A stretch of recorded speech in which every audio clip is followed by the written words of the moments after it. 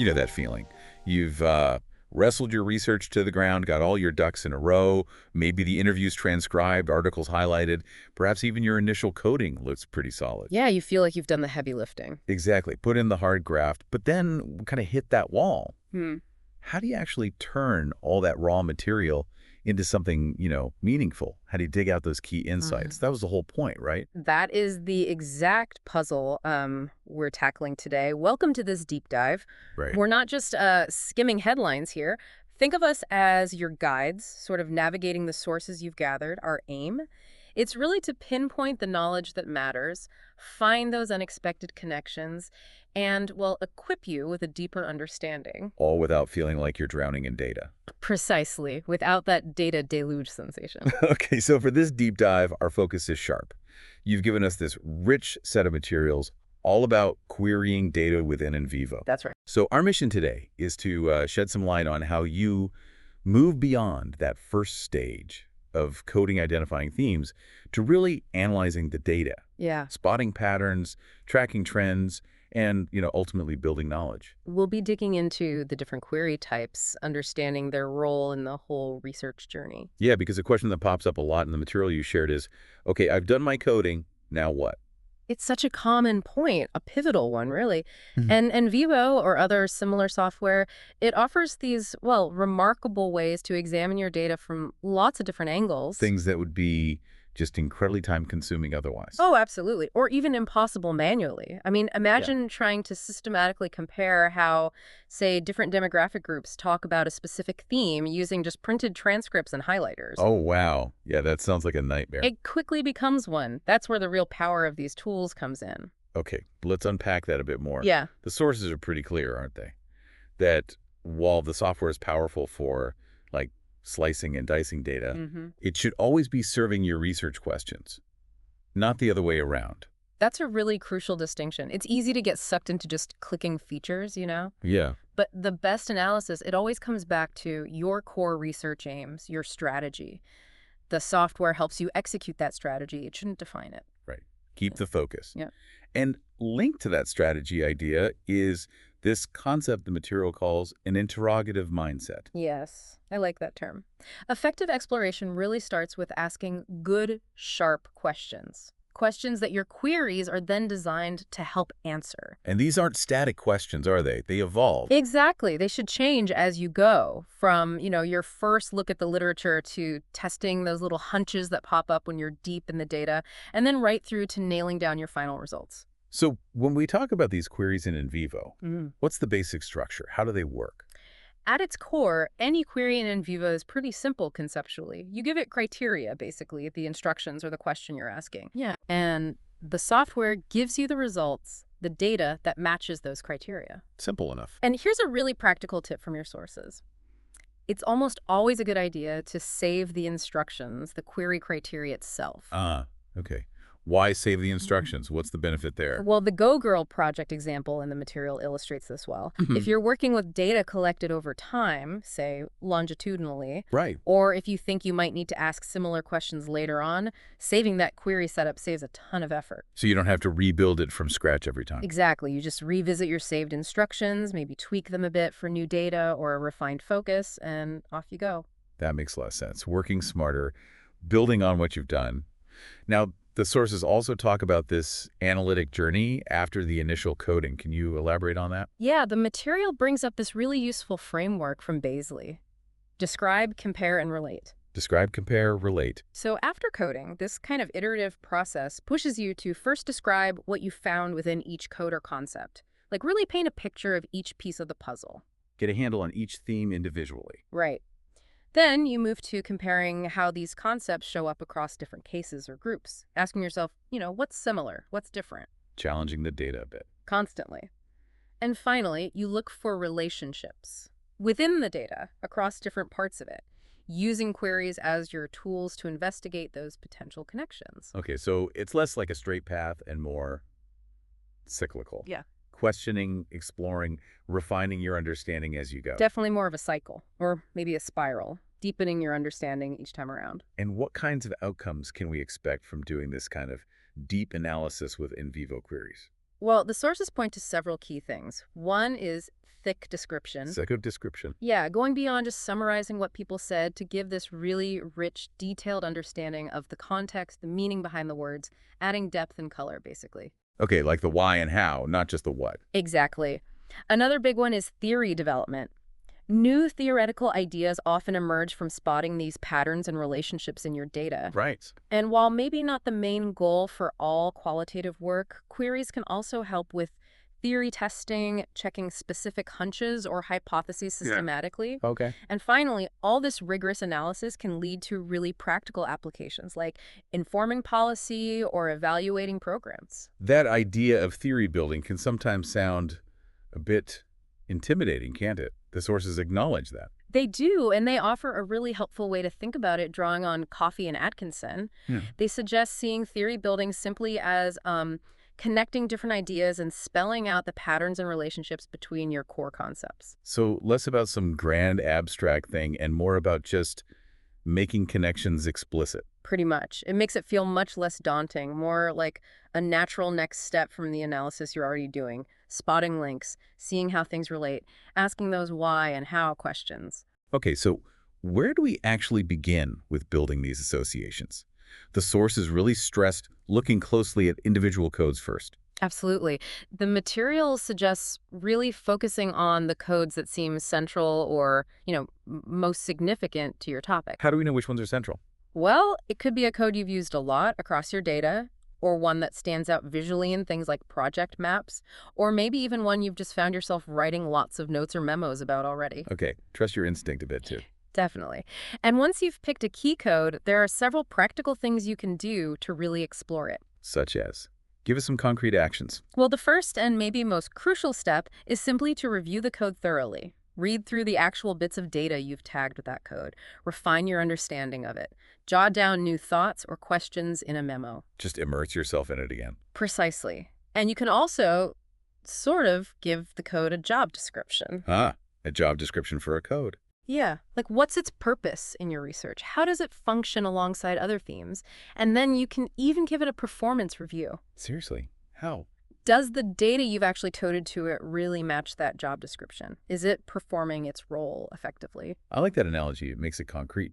What else can we do to understand these individual codes better? You can use coding stripes. They visually show how that code overlaps with others or how it's spread across different data types. Okay, visual cues. Yeah. Charting the code can show its frequency across files or cases. Hierarchy charts can reveal which other codes often appear nearby, suggesting connections.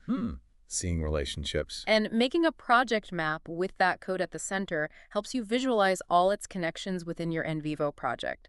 That can really spark ideas about other relationships worth investigating. These all sound like really good ways to get a deep understanding of the sort of building blocks of the analysis. Now, what if we have several codes that seem related to each other? Ah, right. That's where this idea of a dump code, or as Lynn Richards calls it, a metacode, comes in really handy. A metacode. Okay. If you've got a bunch of codes that seem to capture different facets of one bigger overarching concept, you can group them. How do you do that grouping? You might gather the content from each of those related codes into a new, broader code. Or, if they're already nicely organized in a concept-based set, you can often create that broader code directly from the set. Okay, so we're basically making a higher level category, bringing related ideas together. What do we do with this metacode then? The next key step is to analyze it. You could run a word frequency query just on the content within that metacode. To get a feel for the language used in that broader concept. Exactly. See the key terms associated with it. Then you'd review the content again, maybe using coding stripes for the original, more specific codes, to see if they still capture the different dimensions well. Checking if the grouping still makes sense. Right. And crucially, you can then use this metacode in crosstab or matrix coding queries, maybe alongside attributes or other code sets, to see how this big concept varies across different groups or conditions in your data. So you're testing the concept itself. Yeah. This whole process helps you either confirm your initial grouping or maybe even reveals new, more nuanced ways to understand that overarching idea. It sounds like a really iterative way to build up your conceptual framework. Analyze it, refine it. Okay. Now, the sources outlined three main categories of queries in NVivo. Let's start digging into those, maybe beginning with word or phrase queries, Sounds good. These are often the ones people turn to early on, sometimes even before doing much coding. because they don't require coding first. Exactly. They don't need prior coding, so they're great for getting an initial feel for the data, the language being used. Yeah. The main two here are word frequency queries and text search queries. Okay, word frequency queries. What do they tell us, basically? They essentially count how many times each unique word appears in the data you select. Results usually show up as a list, ordered by frequency. And you often see those as word clouds, right? Yep, word clouds are a common visualization where the word size shows its frequency. It's a quick way to spot prominent topics or concepts. Can you run these on specific parts of the data? Oh yeah, run them on a whole data set or narrow the scope to specific files, codes, even sets of items. They can sometimes, reveal underlying assumptions or unspoken priorities you might not notice just by reading.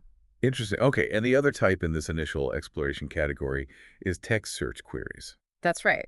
So while word frequency shows the most common words, text search lets you actively look for specific words or phrases you're interested in, even if they aren't super frequent overall. So more targeted searching. Much more targeted. The results show each instance, usually with some context around it. And you can use word trees, too. Word trees. Yeah, they visualize the words that commonly come before and after your search term. Really useful for spotting language patterns or finding all mentions of a concept, even if it's not a top frequency word. Now, the sources do warn about relying only on these word-based queries, don't they? Oh, absolutely. That's a really critical point. While they're a valuable starting point, especially with lots of text, Yeah. the sources really stress there's no substitute for engaging deeply with the data, understanding the context. Just because a word is frequent doesn't mean you know what it signifies in that context. Exactly. Its meaning, its significance in the narrative that requires interpretation. Similarly, a text search finds the word, but you still need to read around it to grasp how it's being used. The example about searching for feed was quite telling. Right. You might miss someone saying an infant won't take anything or get irrelevant hits like they feed off each other's energy. Context is key. It really highlights the human element in qualitative analysis. The software finds the words, but we make sense of them. What about stop words? The sources mention those. Ah, yes. Stop words are those common, often less meaningful words like the and is, a. NVivo usually excludes them automatically from word queries. To help focus on the more substantive words. Right, but as the sources point out, sometimes you are interested in those little words. Maybe you want to see what follows because or if to explore causal links or conditions. So you can change that list. Yep. In NVivo, you can customize the stop words list in the project properties. Add words, remove words, tailor it to your specific research question. It's like filtering out the ums and ahs of written text, usually, but you have control. That's good flexibility. Okay, let's move to the second main category, theory-building queries. These sound like they get us closer to the core analytical work. Absolutely. These queries work with your coded data. They're essential for asking those more complex, nuanced analytical questions. And the sources detailed four main types here. Yep. Matrix coding queries, cross-tab queries, coding queries, and compound queries, though remember, compound queries are Windows only. Got it. Matrix coding queries sound particularly useful based on the material. What makes them so versatile? They really are incredibly versatile. A matrix coding query lets you look at intersections across lots of different project elements simultaneously. Like what kind of intersections? How different codes overlap, how codes relate to specific cases, how coding patterns differ across demographic attributes, all shown in a clear table. So you get numbers, like counts. You get a quantitative overview, yes, how often intersections occur, but crucially, you can also double-click any cell in that table. And see the actual qualitative data. Exactly. You get right to the underlying text or media that makes up that intersection. You can compare files by codes, see how sets are coded, explore code co-occurrence, link attributes to code sets. Wow, okay. It's like a superpowered spreadsheet for qualitative data. That's a great way to put it. The rows and columns are your research elements, not just numbers. It shows not just if something was coded, but how often it intersects with other key factors. Much richer understanding. Okay, powerful stuff. Now, what about cross-tab queries? How do they compare to the more flexible matrix ones? Crosstabs also use tables, but they're more focused. They're mainly designed to compare one code against two attribute values, or maybe two specific cases. Oh, good for comparing subgroups. Exactly. Yeah. Really useful for quickly seeing how different groups defined by attributes like age or profession talk about a certain topic. They give you frequency counts, make visual comparison easy. But less flexible overall than matrix coding. Right. They're convenient for that specific type of attribute analysis, but matrix coding lets you bring in a wider range of project items. Okay, so crosstabs are more streamlined for certain comparisons. What about coding queries? What do they let us achieve? Coding queries let you search for data based on complex combinations of codes and data attributes using Boolean logic AND or not D. Ah, the Boolean operators. Yep, this is incredibly powerful for exploring very specific, nuanced associations that other queries might not handle directly. Can you give an example? Sure, you could look for all instances where code A and code B were applied to the same data segment, but not code C, and maybe only within a specific demographic group defined by an attribute.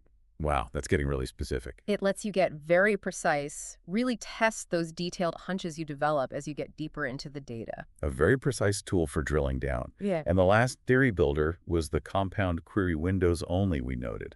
What does that do? Compound queries are an interesting mix. They combine a text search with a coding query. How does that work? It lets you narrow down your text search results to only find instances where your specific search text appears close to content that's already been coded in a certain way. So text near coded content. Exactly. Really useful for analyzing the context around your coded data or exploring narrative flow, seeing what language tends to come before or after certain coded segments. That does sound powerful, like a search function that understands both words and the coded meaning. Okay, the third and final category mentioned was administrative queries, more about managing the project itself. Precisely.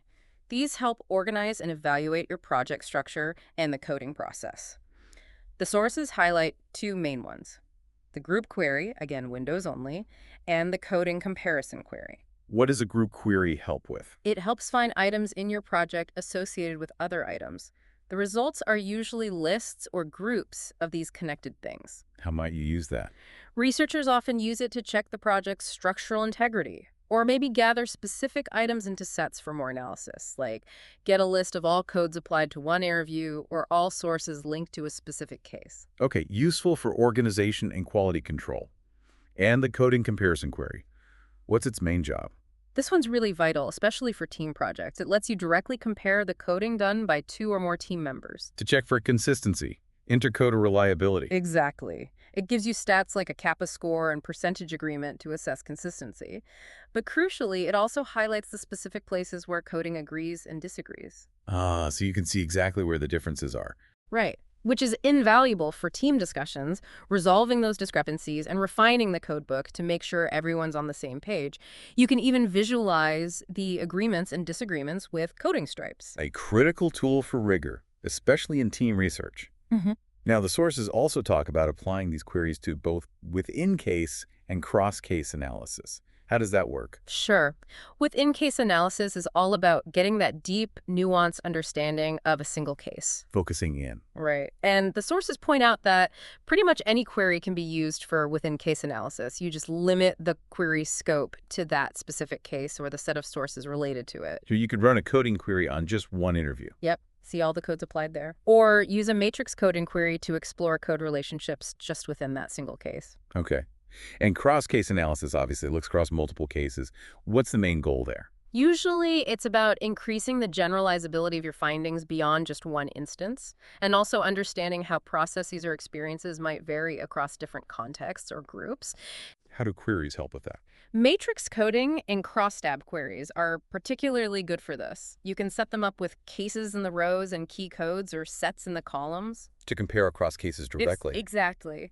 Compare how different cases engage with various themes. You can even bring in time-based codes or sets to see how things evolve differently across cases over time. Now, the sources specifically mention framework matrices for cross-case analysis, noting they aren't technically queries but are powerful. What are they? Right. Framework matrices, a Windows feature, are tables designed specifically for systematic cross-case comparison. How do they differ from, say, a matrix coding query table?